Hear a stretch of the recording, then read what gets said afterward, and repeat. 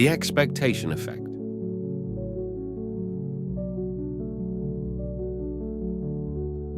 Hey everyone! Today we're diving into The Expectation Effect by David Robson, a book that blew my mind.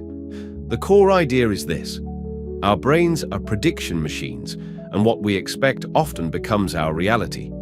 In fact, scientists estimate that as much as 90% of what we perceive is generated inside our heads. Imagine walking into a room. Your brain has already simulated what might be there. Robson shares a great example. Around Easter, kids are primed to think of bunnies, so when shown the famous rabbit-duck illusion, far more of them report seeing a rabbit than at other times of year. In short, our expectations shape our experience. If your brain expects a bunny, you see a bunny.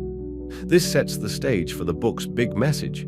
Our beliefs and mindsets don't just stay in our heads, they can literally influence our health, performance, and happiness. How expectation shapes reality. So how does this work? Robson explains that the brain actively constructs reality based on both sensory input and prior knowledge. It's wired to rely on predictions because that helped our ancestors survive, spotting a snake before stepping on it, for example. But this means our mood or beliefs can trick the brain. For instance, if you feel nervous and believe someone is judging you, you might actually perceive them as scowling, even if they're not. Your brain's confidence in its predictions can even lead it to ignore real signals. In Robson's words, the brain makes expectations true by sending signals throughout the body. One powerful implication: when we expect something about our own body or mind, our brain can enact it. Robson notes that cultural messages play a role here too. If society tells us getting older means getting weak, and you internalize that, your brain will try to make it so. Conversely, if you expect aging to bring wisdom and vitality, you're more likely to live that way. Research confirms this. People who view aging positively actually live about 7.5 years longer than those who don't. Robson even quips that believing you could be a champion dancer in your 80s might prove as important as the genes you were born with. In other words, your mindset about aging can sway your physiology, literally. Another cool illustration is the predictive processing idea. Robson mentions that some neuroscientists call our experience a controlled hallucination because only about 10% is raw sensory data. The rest is our brain's simulation. So if you keep telling yourself, "I'll screw up this test," your brain might start filtering info to match that narrative. In contrast, expecting success can actually prime your body and mind to perform better. In fact, Robson emphasizes that this isn't vague wishful thinking. It's not the New Age law of attraction at all. It's concrete. Specific expectations trigger real psychological and physiological processes. The placebo and nocebo effect. One of the clearest examples of expectations' power is the placebo effect.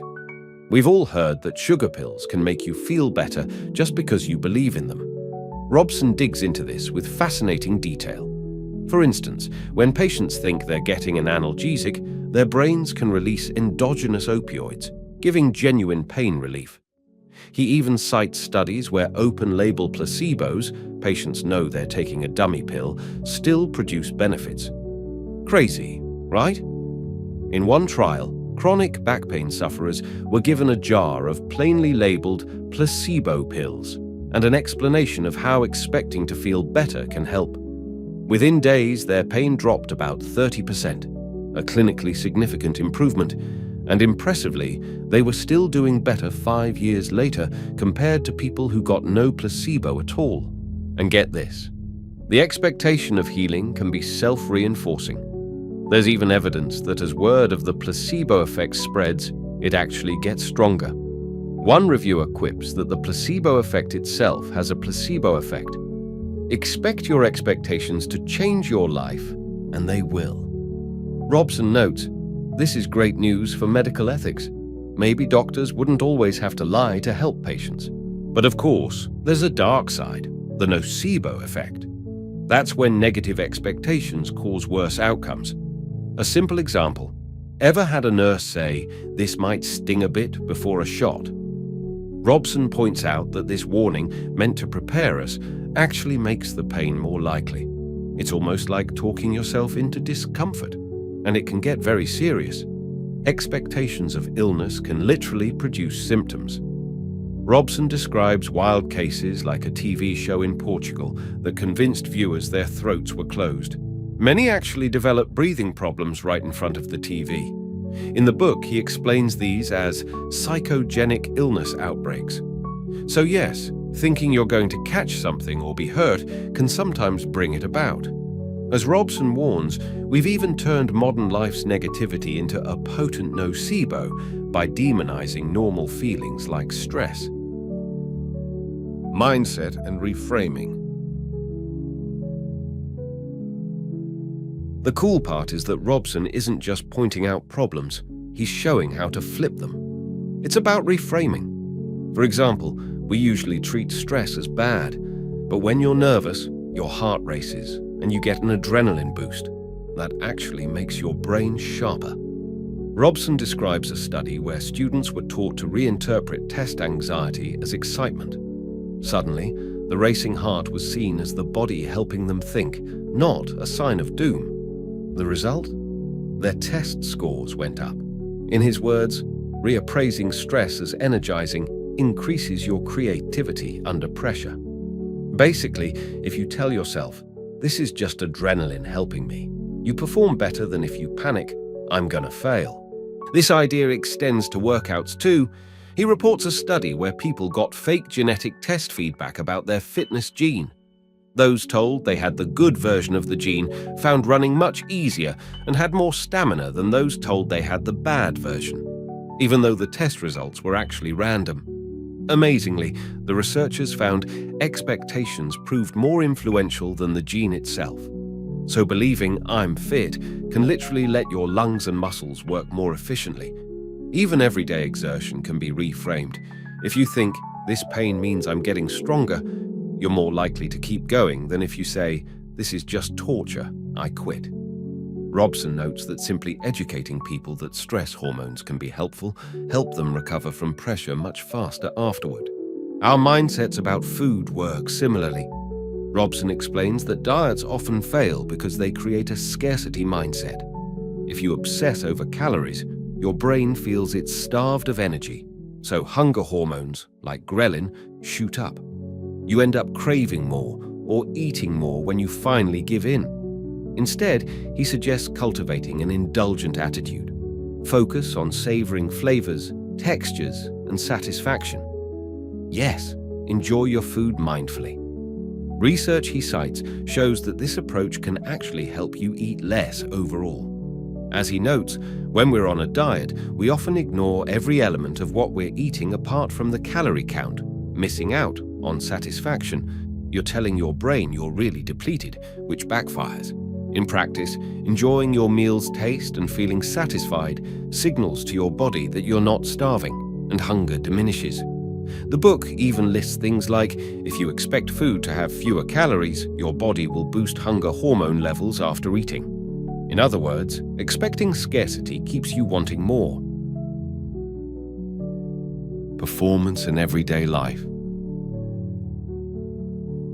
Robson also talks about performance in everyday life. Beyond sports, expectations influence school, work, and hobbies. Remember that Easter illusion? It's similar to how teachers' low expectations can hurt students. Robson cites the famous Pygmalion effect. If a teacher expects a kid to underperform, that student often does act out that script. He writes that our brains, like a dramatist carefully crafting a narrative arc, don't like the objects of our expectations to go off script. So if you walk into a challenge expecting to fail, your brain will subconsciously try to fit that story. If you expect to do well, you give yourself a better fighting chance. He even gives fun examples. We already mentioned luck symbols. The idea that a lucky charm is worthless is not 100% true, according to his research. It can improve performance simply by boosting confidence. He talks about classic experiments. Athletes who thought they got a performance-enhancing drug, but didn't, still improved on their bike times. So sometimes just believing in that magic pill or shirt or routine is half the battle. Conclusion. What's the big takeaway from the expectation effect? It's that our minds are unbelievably powerful. In a way, each of us is the scriptwriter of our own experience. It's not just vague positivity. It's using a deep mind-body connection. As Robson stresses, this isn't the New Age law of attraction hype, but real science. By tweaking your story, you can gently nudge your brain and body toward better outcomes. So next time you feel anxious before an interview, try telling yourself, "This is just adrenaline getting me ready."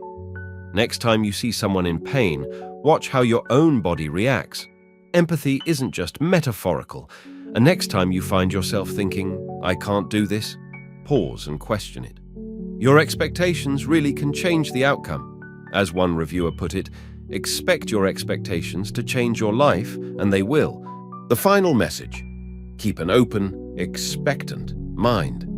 After all, Robson reminds us, our expectations participate actively in reality. In other words, what you expect doesn't just passively happen to you. It helps make what happens next.